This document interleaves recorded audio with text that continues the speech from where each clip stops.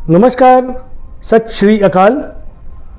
आज हम आए हैं Orris gateway SCO sector 82A national highway number 48 Gurgaon. Orris gateway SCO जिसका लैंड पार्सल 9.5 एकड़ है और ये 3 साइड ओपन एक कमर्शियल बेल्ट है। बहुत ही बेहतरीन प्लॉट है जिसकी कनेक्टिविटी आपको मेन नेशनल हाईवे नंबर 48 से भी होती है। इसके अलावा इसकी कनेक्टिविटी अपर द्वारका एक्सप्रेसवे और 24 मीटर सेक्टर रोड से भी है। ये बहुत ही बेहतरीन प्रोजेक्ट है। इसमें आपको मेन 2 साइज़ मिलते हैं, 74 गज और 105 गज के ये प्लॉट हैं। और इसमें सबसे बड़ी बात यह है कि लगभग 4 लाख रुपए गज के रेट के हिसाब से आपको ये बिल्डिंग पूरी तरह बना के दी जा रही है, जिसमें आपको 6 फ्लोर बन के मिलेंगे, like basement, ground, first, second, third and fourth with terrace right. आप ये 6 के 6 फ्लोर को यूज़ भी कर सकते हैं, उसके बाद टेरेस राइट का भी प्रॉपर यूटिलाइजेशन कर सकते हैं। और सबसे बड़ी बात यह है कि इस मार्केट के अंदर इसका पर स्क्वायर फीट जो कॉस्ट आ रही है वो लगभग 8,500 रुपये पर स्क्वायर फीट एवरेज कॉस्ट आती है आफ्टर कंस्ट्रक्शन। इस रेट पे यहाँ इस लोकेशन के आसपास कोई कमर्शियल तो छोड़िए, रेजिडेंशियल का भी प्राइस यहाँ पे करीब 9 से 10,000 रुपये पर स्क्वायर फीट आ रहा है।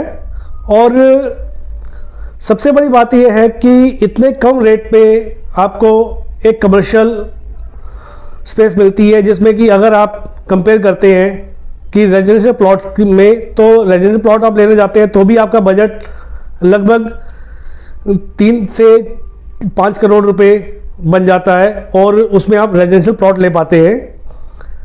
और आप खुद जानते हैं कि रेजिडेंशियल प्लॉट्स के अंदर एप्रिसिएशन जो आना था वो मैक्सिमम आ चुका है और बहुत ज़्यादा एप्रिसिएशन आने की उम्मीद आपको या मुझे नहीं है।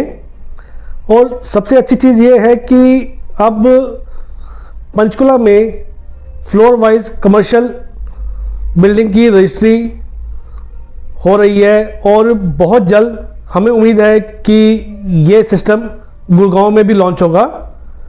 आज की डेट में हमें 4 लाख रुपए गज बिल्डिंग 6 फ्लोर बनाकर मिल रहा है, जबकि कुछ समय बाद अगर आप देखेंगे, अगर फ्लोर की वाइज रजिस्ट्री हो जाती है तो इस फ्लोर की कॉस्ट जो कि 74 गज है लगभग 1.25 से 1.5 करोड़ रुपए पर फ्लोर के हिसाब से इसे बेचा जाएगा। और इसलिए मैं आपसे ये कहूँगा कि आप समय से अपनी यूनिट बुक करवाएं, जिसमें कि आप एक कमर्शियल बिल्डिंग का एक अच्छा एडवांटेज ले सकें। अब बात करते हैं इसके कैचमेंट एरिया की। तो इसके साथ लगभग 1 लाख फैमिलीज़ का कैचमेंट रहेगा, जिसमें न्यू गुड़गांव और इसके साथ कुछ एसपीआर से कनेक्टेड या एसपीआर एक्सटेंशन रोड से कनेक्टेड सोसाइटीज़ भी रहेंगी। और बात करते हैं इसके प्रेजेंट कैचमेंट्स की, तो इसमें कैचमेंट का सबसे नियरेस्ट सोसाइटी है वाटिका का टाउनशिप, जिसमें वाटिका 7 एलिमेंट्स, वाटिका सोल्जन पार्क और इसके अलावा डीएलएफ प्राइमस और डीएलएफ अल्टीमा, इसके अलावा रहेजा रेवांता और गोदरेज 101, गोदे आर्या, मैप्सको मॉन्टविल। और इसके साथ बहुत सारी ऐसी अपकमिंग रेजिडेंशियल हैं जो इसके साथ आने वाली हैं, लाइक वाटिका प्लॉट्स या M3M का अपकमिंग प्रोजेक्ट जो कि सेक्टर 79 में आने वाला है। ये इसके मेन कैचमेंट रहेंगे। ये एससीओ प्रोजेक्ट का एंट्रेंस गेट रहेगा। जैसा कि इसमें मैं आपको दिखा पा रहा हूँ कि इसमें ओरिस गेटवे लिखा हुआ है और एंटर और एग्जिट गेट बना हुआ है, साथ में बूम बैरियर भी है। तो इस तरीके से आप इस प्रोजेक्ट में एंटर करेंगे। इसमें ये जो येलो कलर के प्लॉट्स हैं ये सारे 74 स्क्वायर यार्ड के हैं और ये जो ब्लू कलर के जो प्लॉट्स हैं ये सब 105 स्क्वायर यार्ड के प्लॉट्स हैं। और इसमें ये जो ओपन एरिया रहेगा 1 एकड़ का एरिया रहेगा और इसके अंदर आपको ये 2 वे लेन मिलेगी, जबकि किसी और एससीओ प्रोजेक्ट के अंदर ये 2 वे लेन नहीं होती है। और इसके सेंटर में आपको पार्किंग की स्पेस भी मिलती है। ये एक बड़ी यूएसपी है। और एक मेजर यूएसपी इस प्रोजेक्ट के अंदर है कि अभी तक कोई भी ऐसा प्रोजेक्ट लॉन्च नहीं हुआ जो कि 2 नेशनल हाईवे टच करता हो। इस प्रोजेक्ट के अंदर आपको ये दिल्ली जयपुर नेशनल हाईवे, जिसको हम नेशनल हाईवे नंबर 48 कहते हैं, ये कनेक्ट होता है। और इसके साथ यहाँ अपर द्वारका एक्सप्रेसवे है। इसमें अपर द्वारका एक्सप्रेसवे की आपको कनेक्टिविटी मिलती है और साथ में ये 24 मीटर सेक्टर रोड यहाँ पे लगता है। एससीओ फसाड की बात करते हैं तो कुछ इस तरीके से दिखाई देगा। सामने आपका sitting space open to sky रहेगा और इसके साथ आपकी बिल्डिंग बनकर कुछ ऐसा दिखेगी।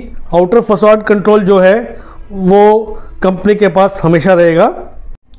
ये लगभग 1 एकड़ का ये एट्रियम रहेगा जिसका फसाड कुछ इस तरह से दिखाई देगा जैसा इस पिक्चर में दिखाया गया है। और इसमें सिटिंग स्पेस और एंटरटेनमेंट जोन प्रॉपरली आपको इसी तरीके से बना के दी जाएगी। जब भी आप कोई डील लेने का प्रयास करते हैं तो सेल्स पर्सन अपनी प्रोजेक्ट की बढ़ाई बहुत बढ़ा चढ़ा कर करते हैं। जैसा कि ये एक बहुत ही हाई एंड प्रोजेक्ट है, आप इसमें डील नहीं लेंगे तो पता नहीं कितना बड़ा नुकसान हो जाएगा। लेकिन कुछ हद तक उनकी बात सही भी है, मैं उसको पूरी तरह से डिनाई नहीं कर सकता।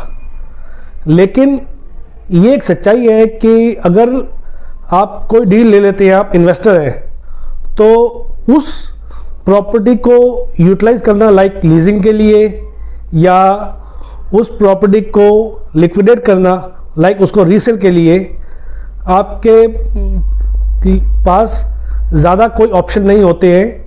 और यहाँ तक कि किसी भी बिल्डर को या किसी इन्वेस्टर को एक अच्छी सेल्स टीम, एक अच्छे रियल एस्टेट एक्सपर्ट की ज़रूरत होती है।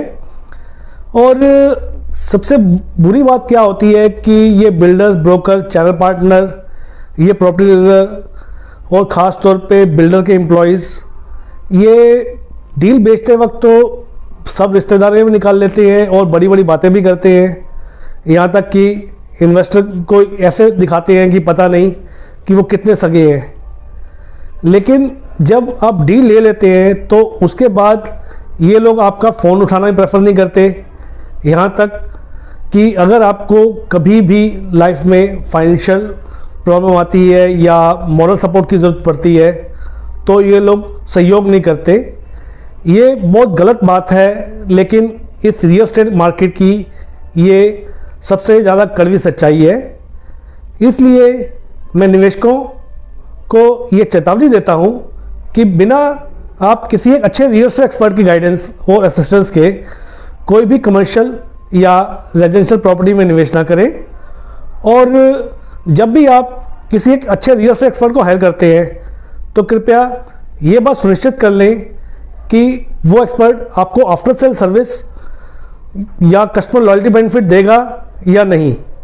अगर मान लिया जाए कि आपको वो सर्विस नहीं मिलती तो किसी भी प्रोजेक्ट के अंदर कोई भी, अगर आप चाहे एससीओ, चाहे रेजिडेंशियल प्लॉट हो या कोई और डील हो, तो वो आपके लिए बेकार हो जाती है, क्योंकि आपको वो प्रॉपर्टी को यूटिलाइज करना उस तरीके से नहीं आता जिस तरीके से एक अच्छा रियल एस्टेट एक्सपर्ट उसको यूटिलाइज कर सकता है। यहाँ तक कि आप में से बहुत सारे इन्वेस्टर की बात जानते होंगे कि अगर किसी भी बिल्डर के पास चैनल पार्टनर या ऐसी सेल्स टीम में ना हो तो वो बिल्डर इस मार्केट में परफॉर्म नहीं कर सकता।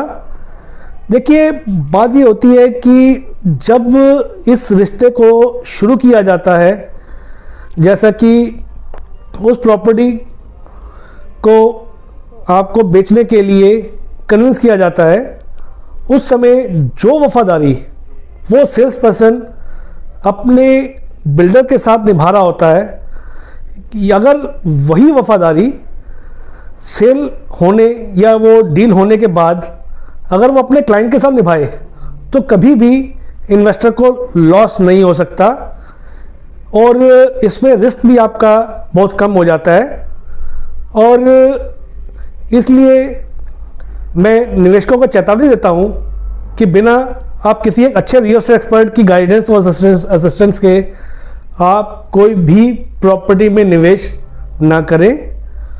और अगर आपको हमारा ये वीडियो अच्छा लगे तो प्लीज़ आप इसे लाइक करें।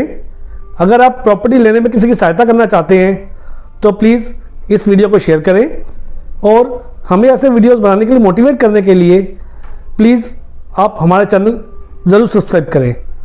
धन्यवाद।